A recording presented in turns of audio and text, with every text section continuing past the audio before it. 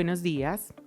Les damos la bienvenida a una nueva sección de Entre la Ciencia y la Vida, Día con la Investigadora, programa del Sistema de Bibliotecas que nos permite conocer cercana y personalmente a los más destacados científicos de nuestra alma mater y del país. Un espacio también para reconocer que la investigación es una verdadera opción de vida. Hoy conversamos con Beatriz Elena Chaverra, licenciada en Educación Física de la Universidad de Antioquia, magíster en Educación y Desarrollo Humano por la Universidad de Manizales y tiene un máster universitario en Innovación, Evaluación y Calidad de la Educación Física de la Universidad Autónoma de Madrid.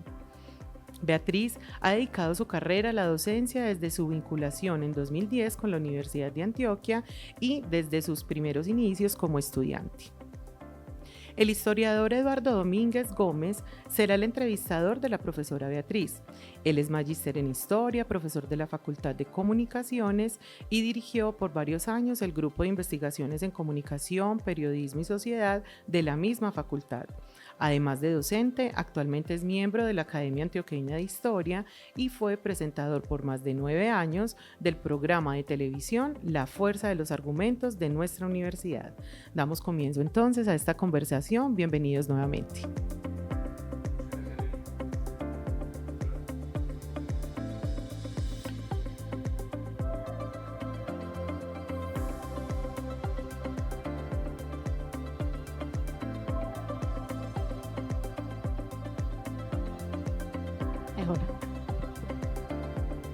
Aló.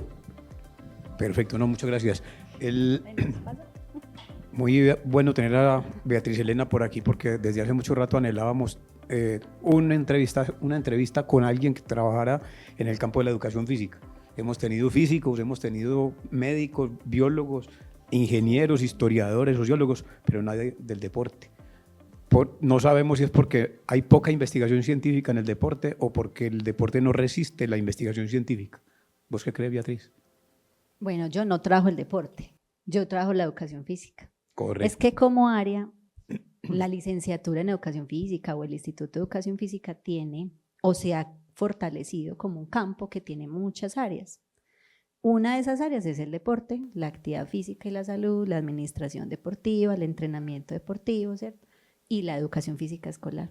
Correcto. Mi área, mi desempeño, mi pasión está en la educación física escolar. Entonces, desde el instituto, que somos una dependencia pequeña, somos un instituto, pero a la vez tenemos, bueno, 2 programas, maestrías, doctorado, ya ha crecido a partir de los procesos investigativos y eso ha permitido una diversificación ahí importante. Entonces, creo que la educación física como campo, con todos esos escenarios, sí soporta la investigación mucho, de hecho desde muchas y diversidad de perspectivas. Entonces en el instituto se encuentran N posibilidades a partir de un campo común, que bueno, eso tuvo su discusión, pero llamémoslo educación física. ¿Sí? Pues hace un tiempo cuando se creó la figura de instituto, hubo una discusión muy interesante aquí en la universidad acerca de qué significaba esa palabra, porque la mayoría de las veces hablábamos de departamentos y de facultades, de escuelas y de institutos, y decían, bueno, ¿y dónde están los grupos de investigación para darle a esto la base real, epistemológica y metodológica para que se llame instituto? ¿Por qué se llama instituto de educación física? Para soportar el instituto. Bueno, yo toda esa historia es la que me han contado mis profes, porque cuando yo recién ingresé, ellos eran parte de la Facultad de Educación en un momento, tenían creo que una sola aula allí en la Escuela de Artes, como cuentan pues mis profes antiguos, eso eran 2 salones, luego pasaron a una Facultad de Educación y al ver que en la Facultad de Educación había precisamente una diversidad en su objeto de estudio y en su campo, dijeron vámonos y hagamos rancho aparte, ¿cierto? Abrámonos, no sé por qué la figura de instituto en ese momento, pensando en el ejercicio investigativo, esa historia no me la conozco, pero sí sé que se dividieron pensando en esa diversidad y hubo un traslado a Robledo. Correcto. En ese momento el instituto empezó a configurarse de formas distintas y a crecer en esa misma diversidad investigativa, inquietante por muchos profes, porque los profes fueron los que iniciaron todas estas líneas y con las formaciones que empezaron a tener. Entonces empezaron a estudiar maestrías, empezaron a hacer a traer convenios, sobre todo me acuerdo el que más conversan es del convenio alemán, entonces un grupo de investigación que era el más antiguo, es el más antiguo, que se llama Cultura Somática, empezaron a hacer otros ejercicios que permitió a esos estudiantes que recién egresaban y a esos profes abrirse a las líneas y desde ahí constituir el instituto. Eso han tenido peleas administrativas para que seamos facultad, pero bueno, yo creo que eso es otro cuento. Pero sí el instituto se configuró como un escenario que ha crecido a partir de esos ejercicios investigativos. ¿Y la producción intelectual del instituto ha sido fuerte? Sí. ¿Lo profe, mantienen vigente? Sí, mucho. Pues, a ver, yo creo que en lo que ha sido el trasegar del instituto, me tocó de estudiante en el 99 cuando recién ingresé, solo había un grupo. Después los esfuerzos comunes intentaron agruparse, las dificultades y lo que eso implica, juntémonos, llevó a que después esos se separaran por líneas y en este momento hay, pues si mal no recuerdo, hay como 5 o 6 grupos de investigación, surgieron las maestrías, entonces hay 2 maestrías, hay el primer doctorado en el país en educación física es nuestro, ya tenemos los 2 primeros egresados, bueno, ahí eso es lo que ha permitido que el instituto se haya fortalecido y abrir una diversidad de opciones que le da al área un estatus distinto, intentando que no creernos ciencia, porque a veces creo que esa fue la discusión cuando yo entré, si éramos ciencia o no, bueno, ¿a qué le permitimos? Yo creo que ya está superado un poco eso, sino a seguir profundizando desde el escenario y la formación que cada profesor ha tenido, fortalecer ese campo, que así lo hemos llamado. Fíjate que es que lo que predomina en la sociedad con respecto a los estudios de la educación física y el deporte es la idea de que no se investiga, sino que se ejercita. La gente se entrena. Y uno supone que la gente está entrenándose permanentemente y que lo que hay es entrenar y entrenar y entrenar, pero hay unas posibilidades de hacer ciencia y de investigación aplicada también. Y que la educación física es jugar, pues también por esa tradición que hemos tenido, lo que hemos vivido, pero sí, hay por ejemplo, una de las líneas de la maestría, bueno, una de las maestrías se llama Ciencias de la Actividad Física y el Deporte, y eso agrupa la actividad física desde la promoción y la prevención, y ahí hay una línea muy fuerte, no exclusiva, pero sí muy fuerte en los estudios, por ejemplo, de tipo cuantitativos, experimentales, desarrollar qué tipo de entrenamiento parece mejor para, y ahí hay unos profesores muy fuertes que han trabajado sobre eso y tienen de hecho la línea de la maestría y el doctorado. Hay otros que es el otro extremo y es unas ideas de investigación no tan occidentales, un poco más narrativas, más desde las artes, más desde el cuerpo, pero el cuerpo desde cuerpo antropológico, cuerpo no solo biológico, unas relaciones con la educación, y ahí hay otra línea del doctorado, línea de la maestría, aquí el doctorado en educación tiene una línea también ahí, bueno, ahí hay entonces en esos extremos estamos el resto, bueno, habemos otros que también piensan desde el escenario escolar, desde la recreación, desde el ocio y el tiempo libre, el turismo, bueno, a ver, que sea como que recoja la administración deportiva y la gestión, el entrenamiento deportivo, entonces esa idea del deporte, pero también el deporte no solo desde lo cuanti, sino desde las sensaciones y percepciones del entrenador. Entonces, la diversidad de investigaciones, desde los paradigmas, si lo queremos llamar así, todos están en el instituto y tienen representantes y han fortalecido el campo, porque se llama más como es del campo, desde esas diferentes perspectivas. ¿Por ahí cuántas personas tiene el instituto entre estudiantes, profesores y administración? Pues yo creo que somos un montón. Pues ya llevamos, yo creo, entre estudiantes en todas las regiones, creo que iban como 1.200 entre Medellín y la región. Medellín y en todas las otras regiones. Medellín y hay muchas subregiones, sí, pues en casi donde que tiene todas. Presencia la Universidad donde de tiene Antioquia presencia la U está el programa. Ha tenido y tiene, porque pues hemos tenido regionalización desde hace muchos años. Claro. Y vinculados somos 30. El resto somos profesores de cátedra, yo le pongo otros 100. Sí.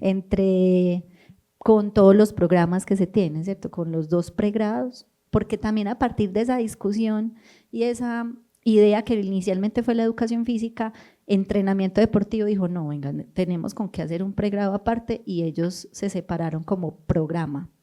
Porque la educación física, a pesar de que somos licenciados, el campo de acción es tan grande, entonces usted puede trabajar en el gimnasio, puede trabajar con el adulto mayor, con las personas con discapacidad, con gestación, es un campo de acción muy grande y está soportado en la licenciatura. Entonces solo el único que ha separado ha sido entrenamiento deportivo.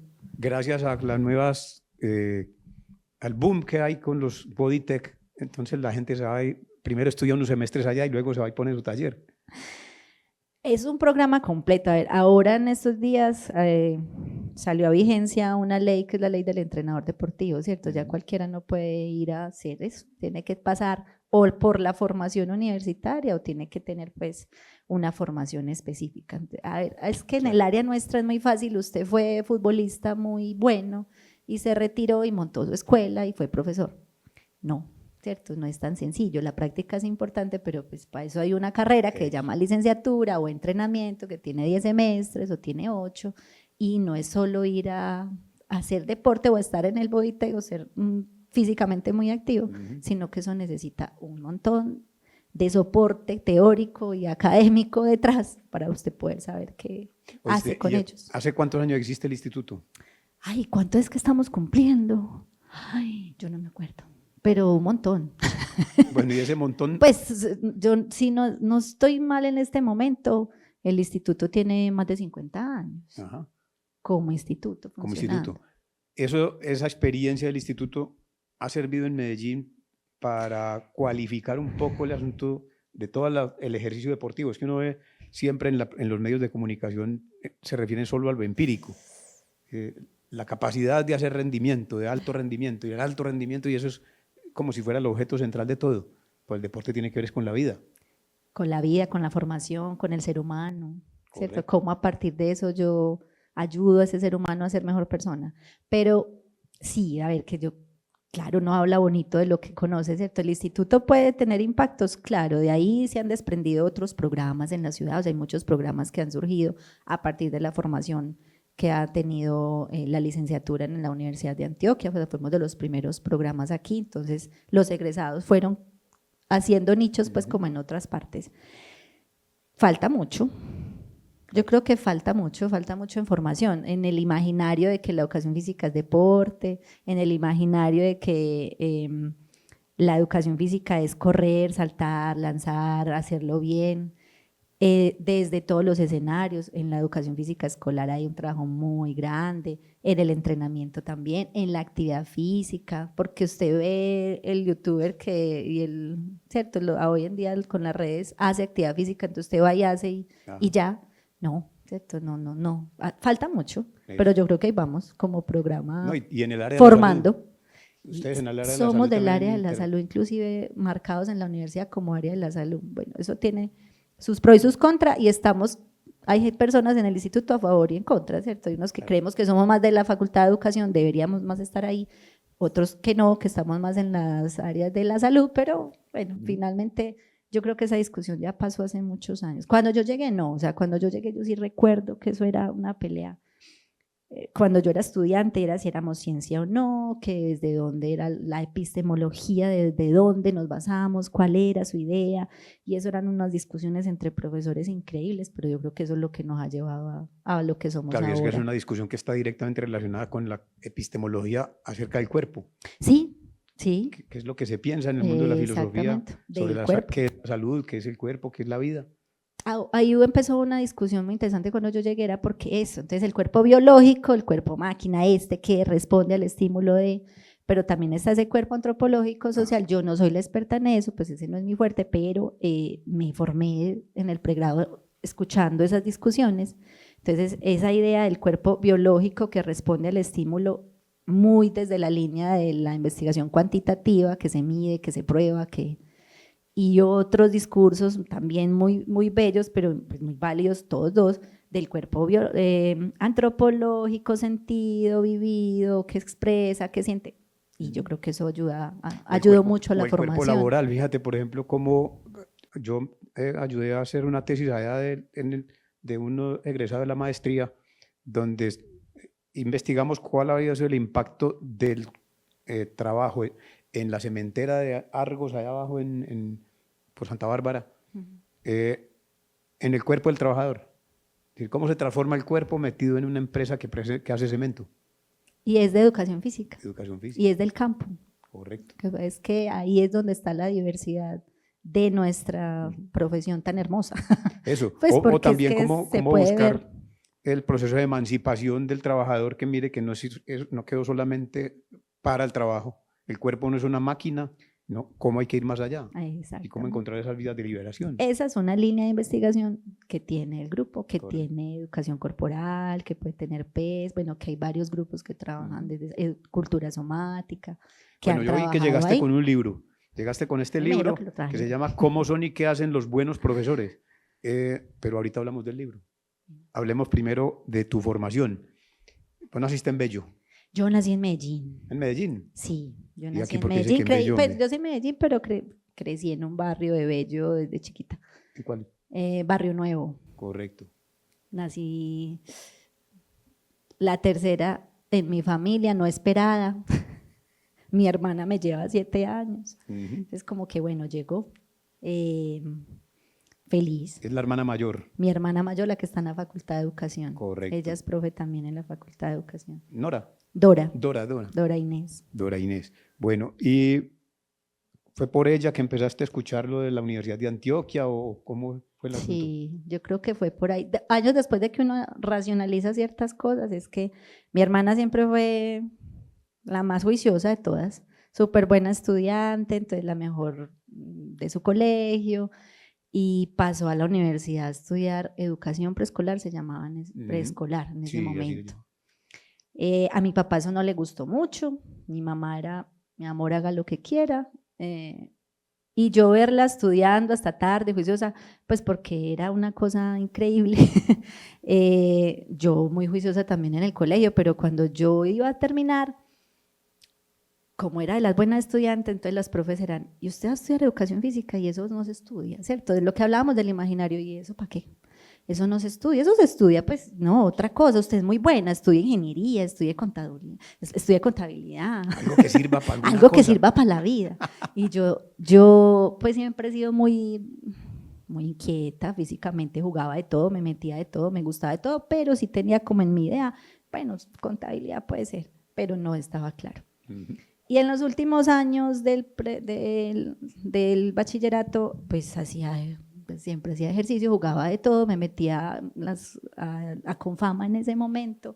Y hablando una vez con el profesor, me dijo, yo ¿usted qué estudió? Me dijo, educación física. Y yo, la misma pregunta, ¿y eso se estudia? ¿Y eso cómo es? Y me empezó a contar. Yo dije, yo voy a estudiar eso. No, yo qué pereza en una oficina todo el día metido. Así hoy esté todo el día sentada, pero yo decía, eso no lo quiero. Cuando llegué le dije a mi hermanita, en ese momento compramos el formulario, ella me ayudó a hacerlo. Me dijo, ¿qué? ¿En serio educación física? Y yo sí. Y de segunda opción, y yo, no, nada. Eso No, o ponga de nada. segunda opción. Y yo, bueno, ponga comunicación, lo que quiera, pero no, yo quiero es educación física. Y el verla después en su pasión por la enseñanza y en sus formas, yo digo, yo creo que por eso fue que, aunque no, yo me metí a estudiar educación física porque yo iba a ser entrenadora de fútbol. Yo decía, va a ser la primera entrenadora de fútbol, ¿cierto? Como en esa idea del deporte, del imaginario.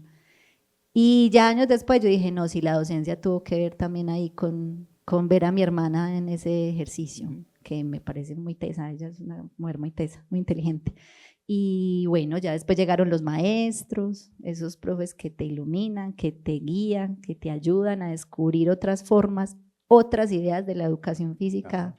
Y a leer y a estudiar y a acompañar, y yo no, por ahí no fue la docencia. Esa es la idea. Bueno, ¿y el papá por qué se oponía a esa elección? ¿Le La parecía que relación era como- con él era difícil, pero él decía, no, es que eso no da plata. ¿Qué profesión tiene él? No, él era taxista. Taxista. Él era taxista y él decía, no, eso no da plata. Y bueno, pues, no, eso no da plata, pero da placer. Entonces, Y da conocimiento. da otra cosa. Y bueno, ya después de que nos vio muy bien a mi hermana y a mí, porque las dos pues maestras, dijo, ay, ve, sí, sí les fue muy bien. Ujú. Pero eso no fue una opinión como muy importante. ¿Y la mamá verdad. qué hacía? Mi mamá es una mujer de hermosa, trabajadora ¿Se toda llama la cómo? vida. Araceli. Araceli. ¿Y tu papá? Arcadio. Arcadio. Papá ya murió. Mi mamá Fue una mujer que no tuvo la opción de estudiar lo que ella quería, nada. O sea, lo que ella quería era hacer muchas cosas, pero no pudo. Y estuvo entre el aseo, entre acompañar a las hermanas a trabajar en lo que fuera.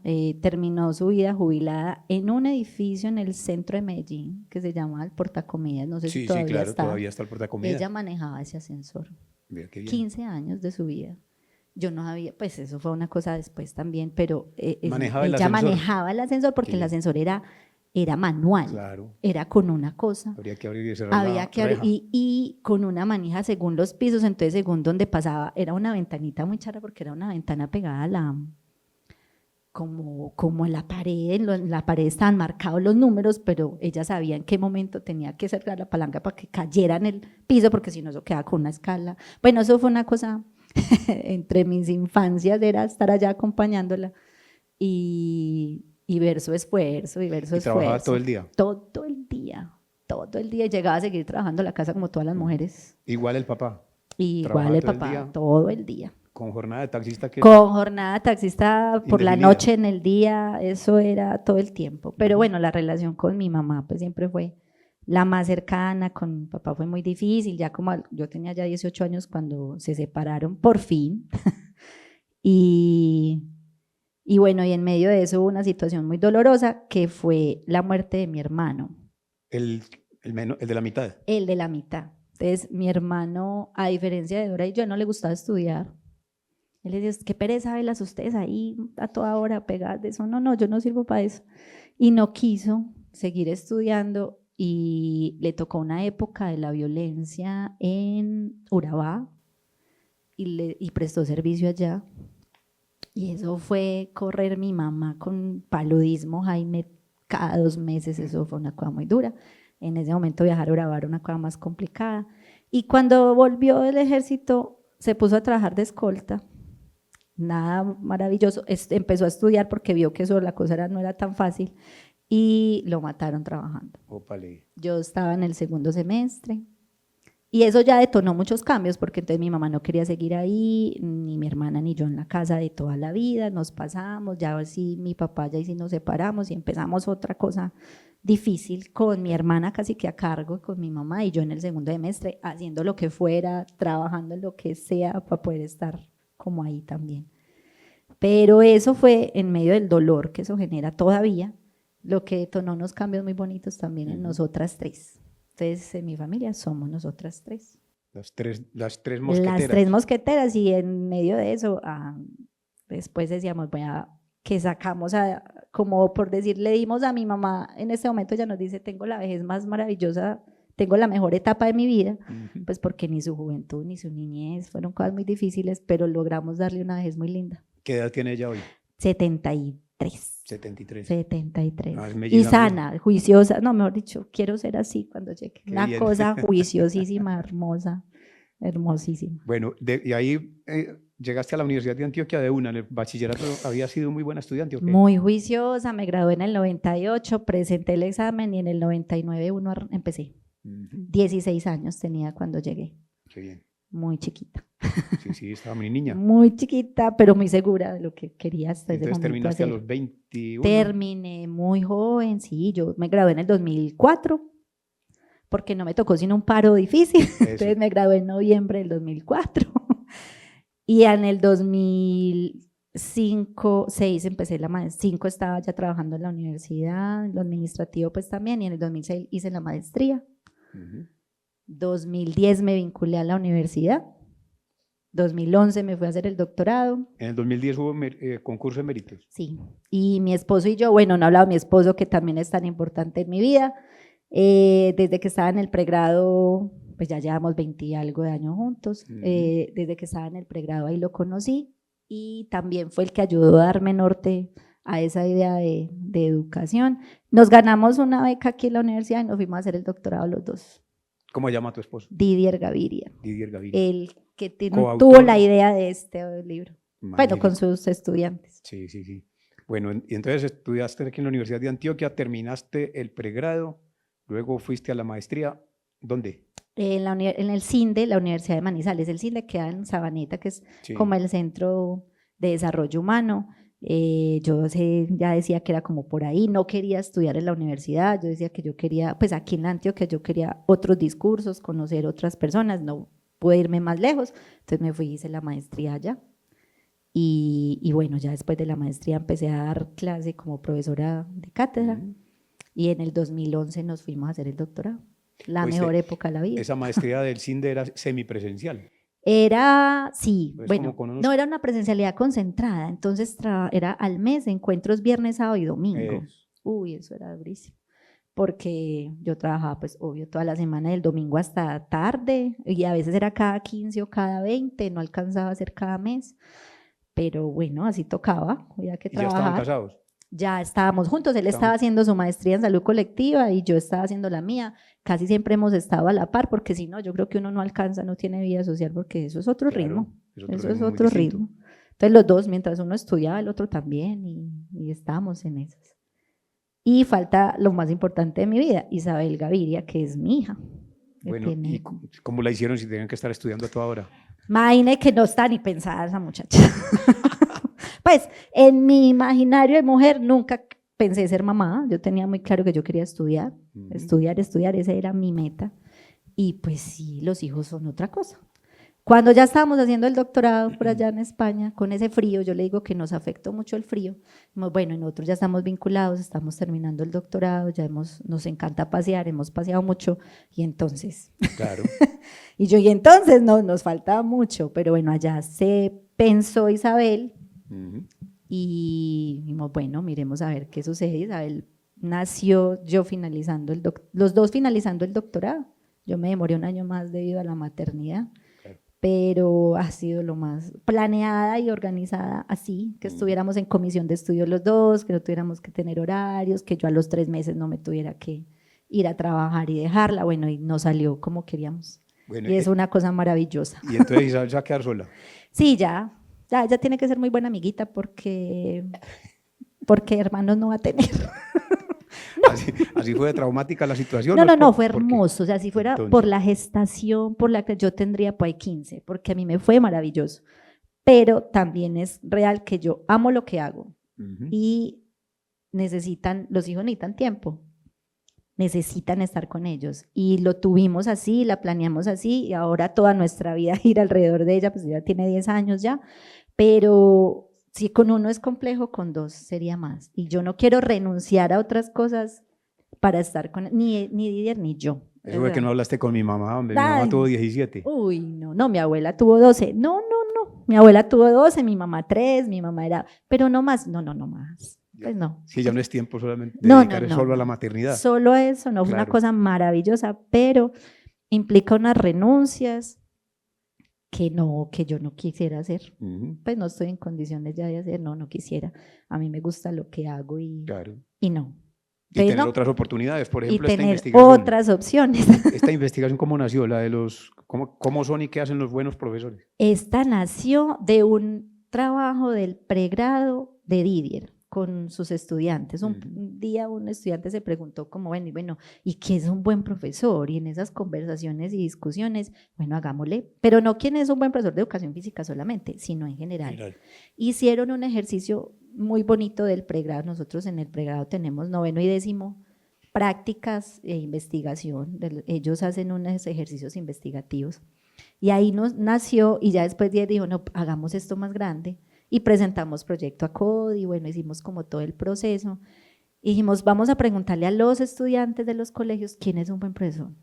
Y esa fue una pregunta así de sencilla. Descríbenos quién es el mejor profesor que has tenido en el colegio. Estudiantes de 9º, 10º y 11, de 6 instituciones educativas. ¿Quién es el mejor profesor de tu colegio y por qué? Danos las características y escríbenos lo que quiera. Y salieron unas cosas divinas. Ya después nos fuimos a hablar con el mejor profesor de cada colegio.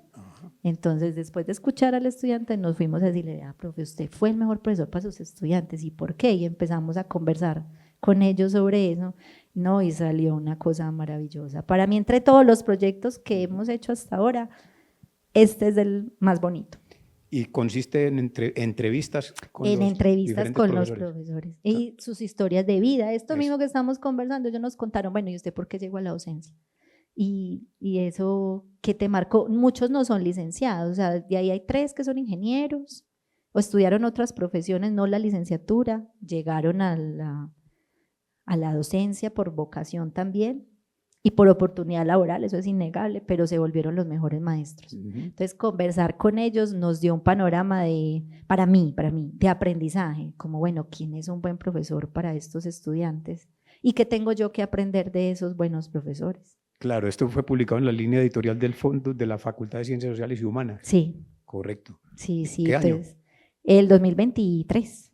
Está nuevecito. Fue en el 23. Sí, ahí participamos, que también hablamos como de ese campo en el instituto, y participaron varios profesores con líneas distintas. Entonces hay una profesora que trabaja más lo administrativo, otro profe que es un poco más de la actividad física, pero todos alrededor de este tema, y fue un trabajo muy bonito. Qué bien. Muy Y es interesante. solamente profesores de básica, secundaria. Secundaria. Y en este momento estamos trabajando con un proyecto que es la identidad del profesorado universitario. Y son los profesores que han tenido más de 30 años como profesores en la UM. Ahí participan investigadores de la Universidad del Cauca, de Manizales, de México y España. Y nosotros y aquí en la universidad entrevistamos a 6 profesores y profesoras con más de 30 años. ¿Y qué es eso de ser profesor universitario hace 30 años? Y eso ha sido una cosa.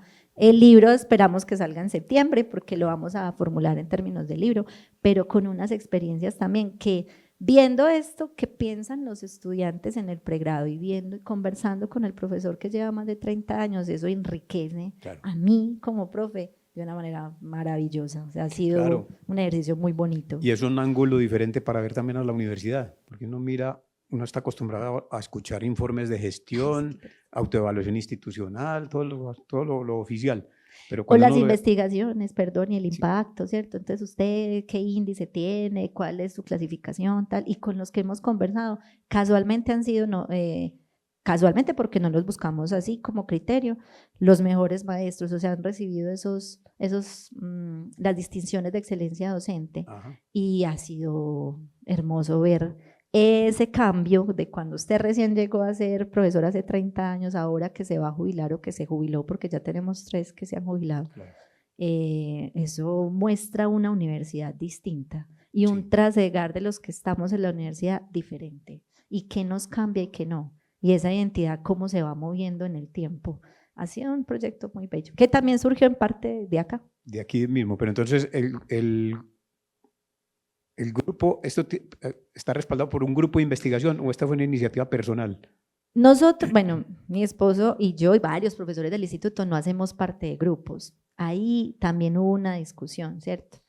Porque de cierta medida los grupos a veces se convierten como en micropoderes, ¿cierto? Entonces, que hay que pelearse, lo mío es más importante y estoy. Y cuando recién llegamos del doctorado vimos que no, pues que no es necesario. No, uno ser investigador independiente no quiere decir que investigue solo. Somos investigadores independientes, pero aquí hay un colectivo de profesores. Siempre nuestros proyectos es un colectivo de profesores que con esas diferentes perspectivas nos ayudan a nutrir lo que estamos conversando. Claro. Entonces la profesora, por ejemplo, aquí participaron investigadores de otros grupos del instituto. Sí. Pero esa misma riqueza es lo que genera el debate interesante. Entonces la profesora de administración con su línea y su formación ve unas cosas, el profe de educación corporal con su toda idea de la experiencia, en ese momento estaba haciendo su tesis en hedonismo, ve otra cosa. Bueno, y eso fortaleció el ejercicio. Entonces no está respaldado por un grupo de investigación, sino por un grupo de maestros. Eso. Interesados en un tema. Y eso les ha permitido ser más flexibles a la hora de cumplir con las misiones universitarias, docencia, investigación, extensión y gestión. Claro, porque yo no estoy, primero, pues no tengo que no estoy amarrado a un grupo en términos de elementos administrativos como presentar informes de gestión, no, yo presento los avances de lo que yo construyo con nosotros, pero sí me libera para hacer cosas más tranquilas con el que yo quiera. Entonces, en el instituto, pues, sobre todo, varios de los profes que están ahí, mi esposo y yo trabajamos de manera muy libre. Ajá. Pues hasta ahora lo siento así como muy tranquilo, aunque eso tiene sus contras. Y es que cuando no está uno en un grupo directamente, entonces los estudiantes de maestría, las formas en las que convocan, que los grupos deben estar representados en tales comités, o sea, los investigadores independientes a veces no existimos o nos invisibilizan, Los de invisibilizan, muchas ¿no? maneras, pero Sí, sí. a mí eso no me altera. Sí, porque de todas maneras Pues, no se deja de investigar. Está haciendo, pues, obviamente nunca, en ningún momento, porque es más, mi interés en la investigación está amarrado a mi interés en la docencia. Yo creo que yo me considero más docente que investigadora, ¿cierto? A mí me encanta la docencia. Entonces, todo lo que hacemos, yo lo llevo a mis clases, a mis aulas, a mi es una ser, docencia y investigativa. a mí ser como maestra, ¿cierto? Sí, sí, Todo sí. eso es para yo mejorar como profe. Intento, ¿cierto? Mejorar como profe a partir de eso que se hace. Entonces, no para los, estamos en un sistema donde hay que rendir cuentas y puntos y publicar y en qué ranking estás y en qué, bueno, yo creo que hay gente que le juega a esas cosas. Sí. Hay otros que yo como vinculada creo que tengo la opción pues de no necesariamente jugarle desde ahí, sin querer dejar de investigar. Y no han tenido la necesidad de llenar el CBLAC para conciencia, eso sí. Se llena porque a veces hay revistas que implican el enlace o porque cuando conversamos con profes de otros países, pues es la forma de mostrarse cosas, pero no es el afán de tener la publicación en A1 porque necesito eso, no, pues no, si se da y si se hace y hay niveles, ¿cierto? La investigación con estudiantes de pregrado es una cosa, con el de maestría es otra, con el de doctorado es otra, con las relaciones internacionales pues tendrán otros impactos, pero no es que no es que lo busque para ser junior o ser asociada, ser senior, pues no. Creo que como vinculada tengo esa opción. Claro, claro. Es que hay una Pues, carrera docente de todas maneras. sí, es más desde ahí. Y entonces es como la investigación, y así lo aprendí desde el pregrado, es más como una actitud, una intención, un interés, unas ganas de siempre leer, de siempre preguntarse, de qué tan rico esto, de querer buscar información sobre algo y qué bueno conocer, más como una disposición al aprendizaje. Bueno, y siendo investigadores independientes, de todas maneras contribuyen a la facultad en el Sí, momento sus en que indicadores. los resultados exacto, Sí. para mostrar los indicadores en los momentos de la autoevaluación y la acreditación. Claro, para No se ellos, pierde el tiempo. ellos les suma esto, pues les suma cuando uno tiene publicaciones en artículos tal, cuando uno tiene relaciones, por ejemplo, este proyecto es relación internacional porque tenemos eso les suma. Bueno, y un profesor independiente, pues, que investiga independientemente en la universidad, porque no es que sea una investigación por fuera, sino en la universidad, tiene acceso a los fondos para publicar. Sí, este tuvo apoyo del fondo. Porque o sea, no hacemos investigación fuera del sistema universitario, o sea, yo hago investigación, pero la inscribo en los centros. Yo la inscribo, quedan los registros, hago como, no es que esté fuera del sistema universitario de investigaciones, no, sino que no necesariamente tengo que pedir solo el recurso, yo participo en CODI. Por ejemplo, esta última vez la convocatoria CODI salió grupos de investigación y yo mandé muy querida mi solicitud diciendo que nos dejaba por fuera los investigadores independientes, ¿cierto? Hicieron la adenda y se pudo recibir proyectos por lo mismo, porque yo también lo hago, no quiere decir que sea sola. Entonces, si estamos dentro de ese sistema, tenemos que tener unos tiempos, entregar sus productos, todo, pero no hago parte de un grupo específico, sino que en este proyecto estoy con este grupo de profes, en este proyecto estoy con este otro grupo, en este otro me puedo mover sin amarrarme a una línea específica, que es mi crítica, ¿cierto? Por lo menos en mi facultad, en mi instituto, a veces se vuelven esos micropoderes donde todo tiene que pasar por los grupos, entonces los grupos son los que manejan la línea y los grupos son los que… No, pues no creo en eso. Sí, pero es una buena alternativa. No Fíjate creo que en eso. Yo llevo haciendo estas entrevistas aquí en la biblioteca desde el 2013 y es el primer caso que yo veo que viene sin grupo. Porque la búsqueda la hacemos siempre a través de grupos, ese es el error mío. Porque yo siempre buscaba, bueno, por favor, de un grupo de investigación, porque yo suponía que lo investiga en grupo. Y no. Pues sí, en colectivo sí, pero no ha escrito en grupo. Correcto, no como grupo formado. Oficial, donde tenga que estar en clasificación A1, A2, A3, pues, porque no. Claro. No necesariamente, y puedo acceder a las convocatorias Colciencias, puedo acceder a, mire que esta última convocatoria es ranking y bueno, hacen esas clasificaciones, grupos e investigadores, porque también a nivel, por ejemplo, con los pares que yo me relaciono en España, en Chile, esos profes no están en grupos necesariamente, ellos ya trascendieron en ciertos momentos eso, y ¿qué nos agrupa? Ideas de conocimiento, ganas de aprender sobre algo, No, y ahora se está intereses. trabajando mucho a través de redes, ¿no? Se Son las configuran las redes. redes a través de De internet. temas, Correcto. ¿cierto? Es un tema, es algo Ujú. que me agrupa, pero no necesariamente es un grupo. Es que a veces, por ejemplo, hay grupos y solamente una persona publica y son como 50 personas en ese grupo, pero solo uno hace. O el grupo es de nombre, pero nunca producen nada. Y También. entonces, ¿cuál es la idea del grupo? Pues poner horas en su plan de, perdón, pero yo soy así, poner horas en su plan de trabajo para decir que está en reunión de grupo, pero finalmente no hay ninguna producción del grupo. Correcto, te iba a preguntar sobre ese aspecto también. no. ¿Cómo hacen ustedes para reportar en la facultad o en el departamento y que entre en el plan de trabajo? ¿Es un acuerdo simplemente No, personal? porque ¿o como qué? yo lo tengo, por ejemplo, en este momento el proyecto que estamos haciendo con la que te mencioné, los de la identidad profesional, está inscrito al Sistema Universitario de Investigación Sí. y eso lo rige todo el proceso. Entonces, el investigador principal tiene 10 horas, la coinvestigadora tiene 8 horas, o sea, eso lo rige igual porque está inscrito. Cuando se hacen proyectos, por ejemplo, de artículos con ciertos profesores, yo lo pongo en mi plan de trabajo, artículo de investigación sobre tal cosa, y al final de semestre presento mi Presenta el artículo. resultado, claro. Presento el artículo. Entonces, el plan de trabajo permite moverse ahí. Entonces, horas para reunión de grupo de investigación, no, yo nunca las pido porque no tengo grupo, no las necesito porque hago otras cosas a partir de lo que el plan de trabajo, en este momento el aplicativo permite, que es producción. Entonces, en investigación está la construcción de artículos. Claro, claro. Y no hay necesario reportar las reuniones que se hacen para sentar, pues, cuando se sientan a comparar No, el escrito, a evaluarlo, decir, bueno, nos ponemos de acuerdo, sí, que salga, que no salga. Eso no se reporta. eso no, bueno, eso se vuelve trabajo Ajá. de uno, pues como parte de, entonces cuando yo me reúno, ahorita tengo reunión con el profesor de Chile sobre un ejercicio que estamos haciendo, pues yo eso no lo voy a poner ahí, yo sé que mi producto es el artículo y tengo que cumplir con Claro. eso, todo lo que haga en medio de, hombre, que no son las 60, 70, 80 horas que uno ponga, pero pues es que yo creo que uno no funciona con las horas del plan de trabajo, pues yo por Así lo es. menos, No, no, no es así. siempre hace en mil cosas más que no están ahí. Claro.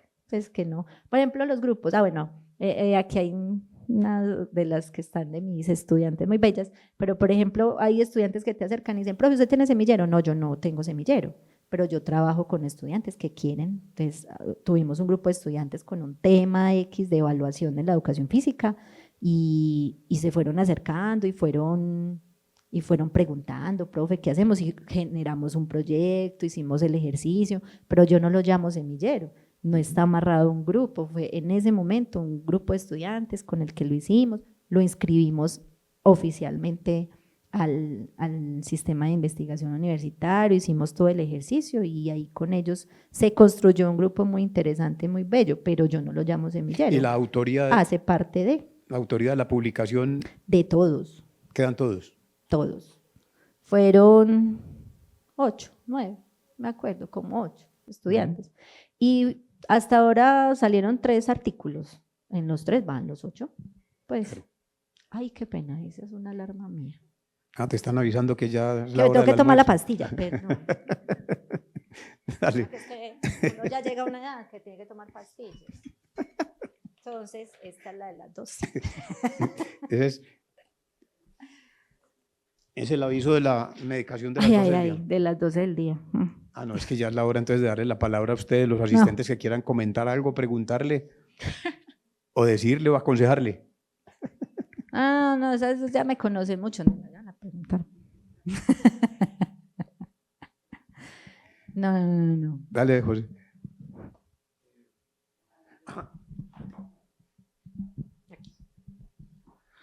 Profe, muchas gracias por compartirnos eso tan sensible y tan bonito. Pues mi pregunta, también un poco como comentario, uno que ya es papá y que está también vinculado a la universidad.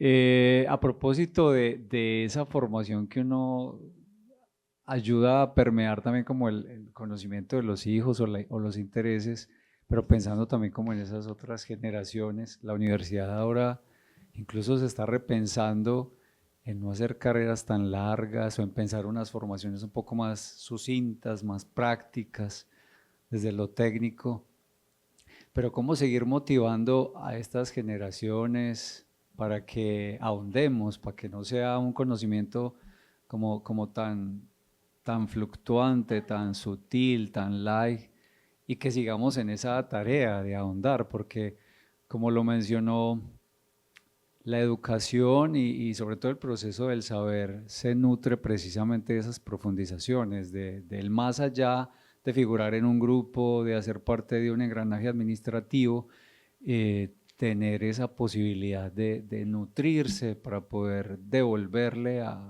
al saber y a la academia, pues como todo eso que enriquece y construye.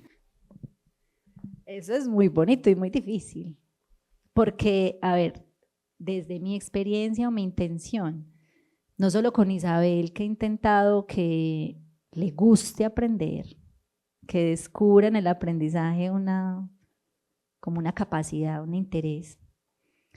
Con los estudiantes uno intenta enamorarlos, pero del saber.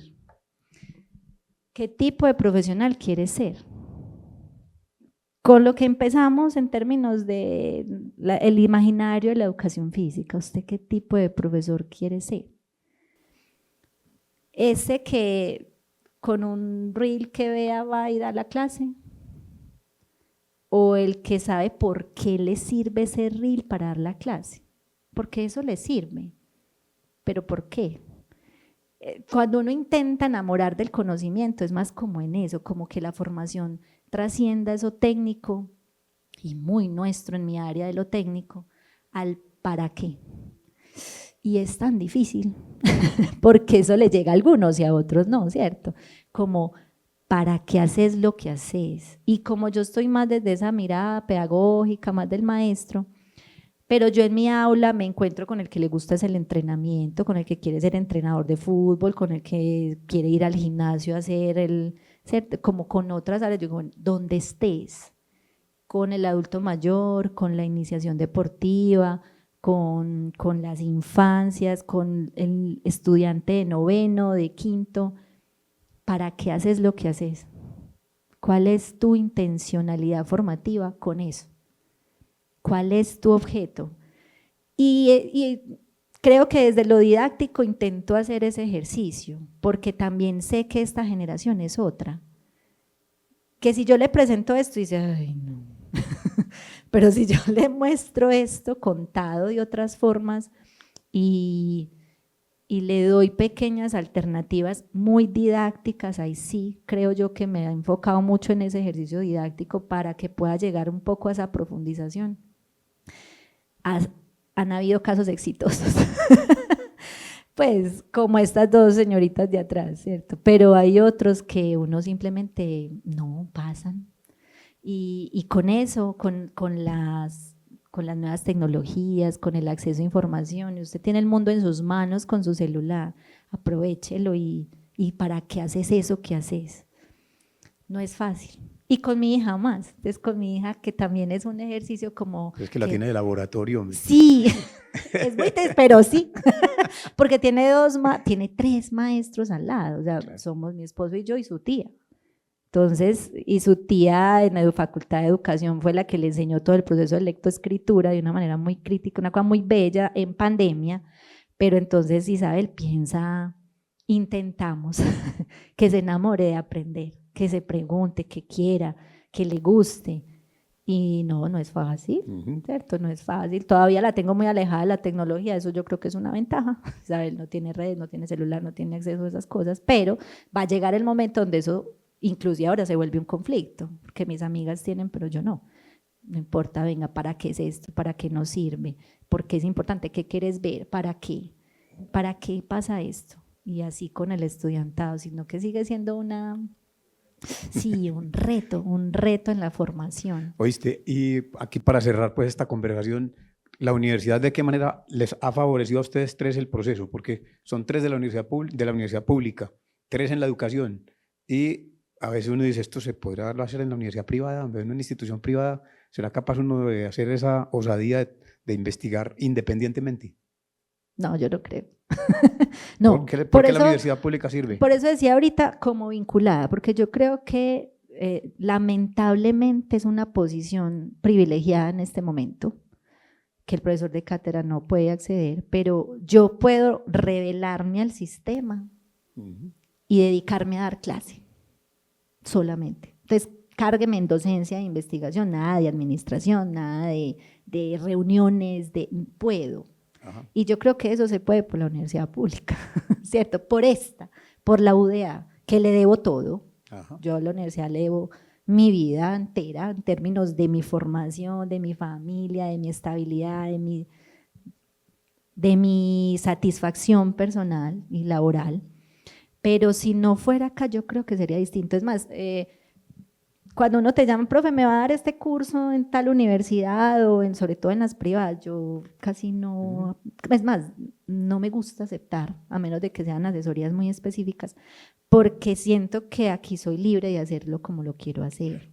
Oíste, y entonces el taxista y la ascensorista, ¿qué pensaban de la Universidad de Antioquia? Ah, no, esa era la opción, o sea, es que ni siquiera esa era la opción, porque es que no había plata con que pagar nada más. Pero vos sos consciente de que los taxistas son como un gremio muy Oh, reaccionario, no, ¿no? pues claro, no, y era por eso también, entonces uno dice, tira piedras, ustedes se van a ir a pelear allá. Mi mamá no, mi mamá sí, no, nunca, jamás. Mi papá sí, claro, allá para ir a tirar piedras. Pues, y Dora y yo bien ahí tienen sanas. a Barranquilla prendida otra vez. Vea, no dejaron pasar. Sí, vea. No, mi mamá siempre con mucha cautela, sobre todo porque como hablábamos tanto con ella, y ella sabía las hijas que tenía, ves que estas dos más juiciosas no podían ser, entonces ella nunca en ningún momento tuvo como el temor a todo lo que se ve en la universidad, ¿cierto? Bueno, a las drogas, pues también veníamos de un barrio donde había una violencia increíble, con un consumo muy, muy difícil, y no, entonces ella sabía que llegar a ese escenario, pues no. Claro. Entonces, ahora dice, no, es que yo esa universidad sí la quiero. Claro, mami, es que esa es la que nos ha dado todo. Correcto, bueno, ya ves pues que esto aquí ni mordemos, ni insultamos. Sí, ni yo no aporreamos. era tan así, no, además porque le decía yo y le comentaba yo cuando dijeron una conversación con los investigadores y yo veía el libro y yo decía, ay, pero es que yo no tengo, lo conversamos, yo no soy como tan... Yo no tengo ese pedigrí. Como ese, sí, yo decía, yo no soy como tan de esa, mi investigación sigue siendo un ejercicio muy, muy reflexivo. Bueno, en evaluación sí he avanzado de cierta manera en ese campo que es el que más he trabajado, pero pues tampoco para decir que es que era, pero bueno, también conversándolo después con Erika, dijimos, no, es una conversación y esa es la idea, contar mi vida alrededor de lo que ha sido la formación investigativa y sobre todo lo que yo espero hacer con mis estudiantes, ¿cierto? Claro. Que sigo es en esa idea de la búsqueda del conocimiento, de cuestionarnos, de preguntarnos, y esas son habilidades investigativas, ¿cierto? Que aprendí en la U. Eso merece un aplauso de todas maneras ya.